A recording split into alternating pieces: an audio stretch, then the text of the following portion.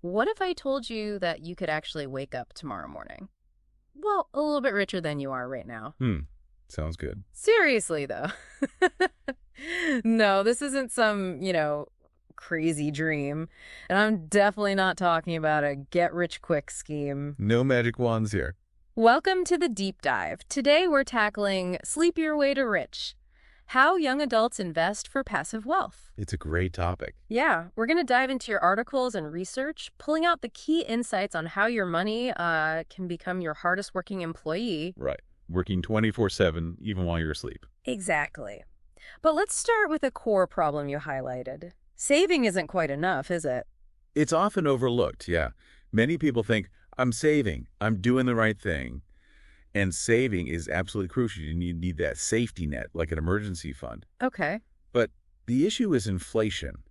If your money's just sitting there, maybe earning, say, 1% interest in a savings account. Which is pretty typical, maybe even generous these days. Right. But if inflation is running at, let's say, 3%, well, your money is actually losing purchasing power. So that candy bar example you mentioned. Exactly. The $1 candy bar becomes $1.03. Yeah. Your $100 becomes $101, but it buys less candy than before. You're effectively losing 2% of its value each year in what it can do. Ouch. Okay, so saving protects, but it doesn't grow wealth. Precisely. Investing is how you grow it. Mhm. And honestly, the almost unfair advantage young adults have is Charles? time. Right. That's the key ingredient for compound interest. It's profound. It's not just your money growing, it's the growth itself starting to generate more growth. Like that seed analogy, planting one seed that eventually becomes a whole forest. Exactly that. Mm. Your initial small, consistent efforts, they can turn into something massive over decades.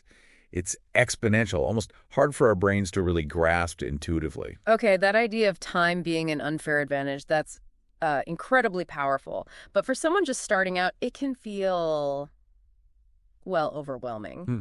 Where does someone even begin to shift from just saving to genuinely investing? Is it mindset or practical steps? What did your research show? It's really both. The mindset shift is key. Realizing your active income, the money from your job, isn't just for spending or saving, it's fuel. Fuel for the wealth engine. Yeah, exactly. Mhm. Fuel for your investments. And then the practical part is just starting, because the sooner you start, the more time that magic of compounding has to work. Okay, let's unpack this then.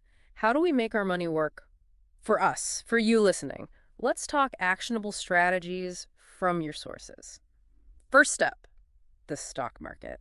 Sounds scary to some. It can sound intimidating, yeah. But forget the, casino image of day trading. We're talking about steady, long-term approaches. Think index funds and exchange-traded funds, ETFs. ETFs, right. Heard a lot about those. They're fantastic, especially for beginners, because they let you buy a tiny slice of many, many companies all at once. So diversification built in. Absolutely. Take an S&P 500 ETF. You're basically buying a tiny piece of the 500 biggest U.S. companies. You own a bit of the whole U.S. economy almost. Instead of trying to pick the one winner. Exactly. Spreads the risk. And typically the fees are very low. Historically, these major market indexes, they've delivered pretty solid long-term returns. It's a way to participate in, global economic growth without having to watch the market every single day. Okay, that makes sense for long-term growth, building wealth over time. But what about seeing some income sooner, like money actually coming in now? Your notes mentioned dividends. Yes, dividend-yielding stocks or funds. This is literally money while you sleep. How does that work? So many stable, established companies share a portion of their profits directly with their shareholders. These are called dividends. Okay. They usually pay them out quarterly, right into your brokerage account. Hmm. Doesn't matter if you're working, sleeping, on vacation. And you mentioned reinvesting those. Oh, yeah. That's a fantastic way to accelerate the compounding. Those dividends buy more shares, which then earn more dividends. It's like your investment starts having little babies that grow up and have their own babies. Huh, okay, I like that image. So your wealth grows even faster. Exponentially faster, potentially. All right, connecting this to passive income, Yeah. another area your sources touched on was real estate, but maybe without the landlord headaches. Ah, yes. Yeah. You're talking about real estate investment trusts, or REITs. REITs, right. Think of them like mutual funds, but for real estate. Yeah. These companies, they own and operate big income-generating properties, malls, apartment buildings, office towers, even data centers. So you're investing in the property income, essentially. Exactly. Mhm. And by law, REITs generally have to pay out most of their taxable income, often 90% or more, to shareholders as dividends. Wow, 90%. Yeah, it's a requirement for their structure. So you get exposure to real estate profits and rents, but you don't have to deal with tenants or repairs or anything like that. That sounds like a good way to diversify beyond just stocks. It definitely can be. Adds another layer to your passive income streams. And what about the digital world? Your material mentioned creating digital products like courses or ebooks. Right, that's another angle. Creating digital assets, an online course, an ebook, maybe a niche blog or YouTube channel. Now, I know your research said this takes a lot of upfront work, right? So how passive does it really become? That's a fair point. There's definitely significant effort upfront creating the content, building an audience.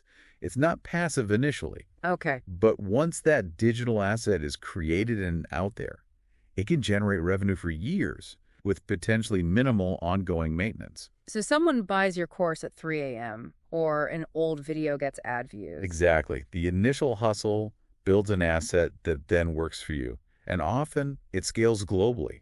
Someone anywhere in the world could buy your product. That's a powerful form of passivity once it's established. So pulling it all together, waking up richer than when you went to bed, it isn't some fantasy. Not at all. It's the natural result of consistent, smart, passive investing over time.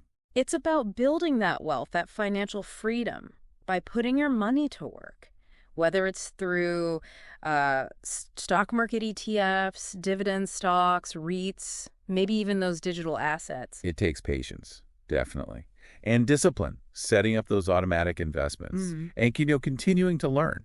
But it's totally doable. It's within reach for young adults starting today. Absolutely. Sure. And if we zoom out, connect this to the bigger picture. Mm-hmm. Think about how interconnected and digital our global economies are becoming. Mm-hmm. The very definition of what constitutes a passive asset is expanding, it's evolving, which leads to a really interesting question, I think. Okay. What new forms of truly passive wealth generation might emerge in the next, say, 5 or 10 years? Things we aren't even fully leveraging yet. And how can you, listening right now, prepare yourself to spot those opportunities when they arise? That's a great thought to leave people with. Food for thought, definitely. So the call to action then. What's one small step you can take today, right now even? Just one thing to get the ball rolling. Yeah, maybe it's finally opening that brokerage account you've been thinking about. Or researching your very first ETF. Or maybe just setting up that automatic transfer from your checking to your savings or investment account. Even a small amount, consistently. Whatever it is, just do it. Your future self is definitely going to thank you for it.